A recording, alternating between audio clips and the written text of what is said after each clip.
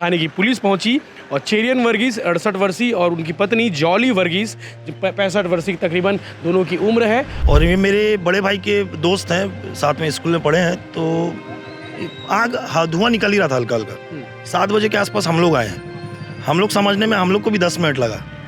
फिर नीचे का दरवाज़ा, हम लोग की टीआई साहब से बात हुई। टीआई साहब बोले बस पहुंच रही पुलिस प्रशासन। हम लोग उनका इंतजार नहीं किया, हम लोग दरवाज़ा तोड़े।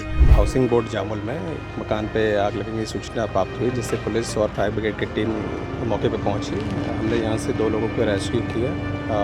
वर्गीस चेरियन जी का मकान है और उनकी पत्नी। जल तो सभी कुछ गया था, ऐसा कुछ नहीं लग रहा कि कुछ बचा है।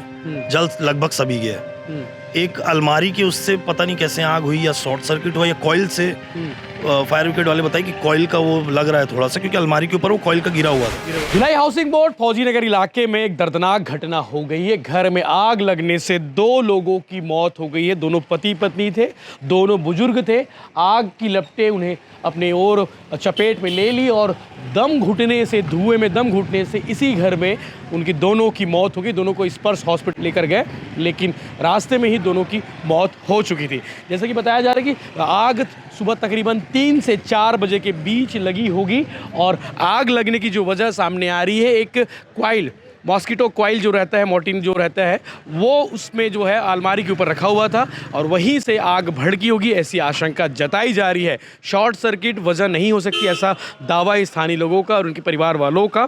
लेकिन जो आग लगी है, आग की लपटे की वजह से जो है अंदर देख पा रहे होंगे, सुबह 5 बजे के आसपास लोगों ने आग देखा। आग देखते ही तत्काल जो है फायर ब्रिगेड को फ़ोन किया। फायर ब्रिगेड के बाद जामुल थाने की पुलिस पहुंची और चेरियन वर्गीस 68 वर्षीय और उनकी पत्नी जॉली वर्गीस 65 वर्षीय तकरीबन दोनों की उम्र है और दोनों रिटायर्ड है, नौकरी पेशा थे। दोनों के बच्चे जो हैं एक नोएडा में और एक रायपुर में अपने कार्यरत हैं और दोनों जो है एक रायपुर से भिलाई आ चुके हैं और दोनों की मौत हो चुकी है। हमारे साथ जो चश्मदीद है, जो सबसे पहले आग लगने के बाद अंदर पहुंचे, हमारे साथ मौजूद है सन्नी। क्या कुछ देखे अंदर में, क्या नज़ारा था, आपको सूचना कब मिली? भैया 7 बजे मेरे को सूचना मिली है और ये मेरे बड़े भाई के दोस्त हैं, साथ में स्कूल में पढ़े हैं। तो आग धुआं निकल ही रहा था हल्का हल्का। 7 बजे के आसपास हम लोग आए हैं। हम लोग समझने में हम लोग को भी 10 मिनट लगा। फिर नीचे का दरवाज़ा, हम लोग की टीआई साहब से बात हुई। टीआई साहब बोले बस पहुंच रही पुलिस प्रशासन। हम लोग उनका इंतजार नहीं किया, हम लोग दरवाज़ा तोड़े। तो 2 फ्लोर मतलब 2 मंजिला घर है, तो नीचे में कोई रहता नहीं है? नहीं, नीचे में कोई नहीं रहता है। ऊपर में आंटी अंकल थे। अच्छा, हम लोग को ये पता है कि ऊपर आंटी अंकल हैं। सिर्फ 2 ही लोग थे? हाँ, 2 ही लोग थे। तो नीचे का दरवाज़ा तोड़े, फिर ऊपर गए तो ऊपर एकदम भभक के आ गई। मतलब आग इतनी तेज थी भैया कि हम लोग की भी हिम्मत नहीं हो रही थी अंदर जाने की। कोशिश करके हम लोग अंकल को बाहर निकाले, तो हम लोग को ऐसा लगा कि अंकल एक्सपायर कर गए, जो एक अंदाजन समझ नहीं चल रही थी। फिर आंटी थोड़ा सा आगे वाले रूम में लेटी हुई थी, तो अंदर इतना धुआं था कि दिख ही नहीं रहा था कुछ। फिर हम लोग और कोशिश की, तब तक फायर ब्रिगेड आ गई। तो फायर ब्रिगेड की टीम जब आई ना, तो हम लोग फिर आंटी को फायर ब्रिगेड की टीम के साथ बाहर निकाले। फिर एम्बुलेंस में स्पर्श हॉस्पिटल भेजे हैं।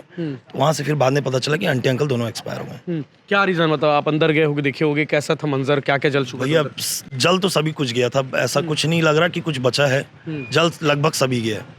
एक अलमारी के उससे पता नहीं कैसे आग हुई, या शॉर्ट सर्किट हुआ, या कॉइल से। फायर ब्रिगेड वाले बताए कि कॉइल का वो लग रहा है थोड़ा सा, क्योंकि अलमारी के ऊपर वो कॉइल का गिरा हुआ था। तो बस उससे थोड़ा सा वो समझ में आया। बाकी अब आग कैसे लगी, क्या लगी, अपन। मतलब अंकल जी जो है बेड पर पड़े थे?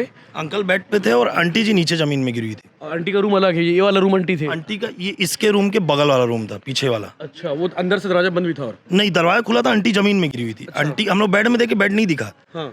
तो हम लोग नीचे ध्यान ही नहीं दिए, धुआं इतना था कि। लेकिन बाद में जब थोड़ा सा धुआं कटा ना, आंटी जमीन में पड़ी हुई थी। फिर आंटी को बाहर लेके आए और अंकल बेड में तो उस स्थिति में थे। क्या बताते हैं लोग? बताते कि अंकल रोज 5 बजे आते हैं सुबह यहाँ पे। अंकल लगभग उठ ही जाते थे 5 बजे, उनका मूवमेंट दिखने लगता था। तो हल्का हल्का धुआं निकला, तो हम लोग भी 10 मिनट यहाँ खड़े होकर देखे ही हैं कि समझे हैं। घटना कितने समय से हो सकती है? ये भी अब लगभग 6 बजे की घटना है। 7 बजे तो हम लोग देखे, 5 से 6 के आसपास हल्का हल्का धुआं स्टार्ट हुआ है। ठीक है। आपके एक और साथी जो है, क्या नाम है दोस्त आपका? रितेश यादव। रितेश भाई, आप भी अंदर गए थे बता रहे? जी। सब क्या अंदर था? वो अंदर पूरा धुआं था। जब सामने अंदर गए तो सामने बेड पे जब धुआं कम हो तो अंकल दिखे सबसे पहले। हम अंकल को निकाले, उनको एम्बुलेंस से भेजे। फिर कोशिश की अंदर जाने की, क्योंकि हमें पता था कि अंकल आंटी यहाँ रहते थे। फिर आंटी को ढूंढने की कोशिश की तो कुछ देर बाद फिर वही जो फायर ब्रिगेड के साथ आंटी की टीम आंटी दिखी तो उसके साथ गए, आंटी को लेके फायर ब्रिगेड में भेजे हम लोगों ने। अंदर मतलब सब कुछ खाक हो चुका, कुछ बचा पूरा नहीं था? जैसे आपके लेफ्ट साइड में जो रूम है वो उस जगह में पूरा राख हो चुका है, कुछ बचा नहीं है वहाँ पे। और किचन विचन सेफ है, जो आंटी जहाँ पे थी वो भी सेफ था, बाकी लेफ्ट साइड में पूरा जल चुका है। मतलब हॉल टाइप की जो जगह है वो पूरा वो हाँ उधर भी पूरा खाक हो गया है, जहाँ लेटे थे वो पूरा बेडरूम पूरा खाक हो चुका है। शॉर्ट सर्किट हो सकता है कि मॉस्किटो ये भी शॉर्ट सर्किट भी हो सकता है, मॉस्किटो कॉइल का, जैसे फायर ब्रिगेड वाले बताया कि मॉस्किटो बाइट उसका है कॉइल का। बाकी परिवार में कौन कौन इनके?